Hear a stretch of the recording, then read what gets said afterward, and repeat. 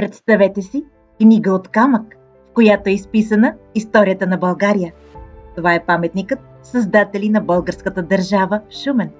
Внушителен ансамбъл, който разказва за нашите първи владетели. Посетихме 100 национални туристически обекта и още много други красиви места, които ни карат да се гордеем, че сме българи. Ето нашата поредица от кратки видеа, с които заедно да опознаем, обикнем и опазим България.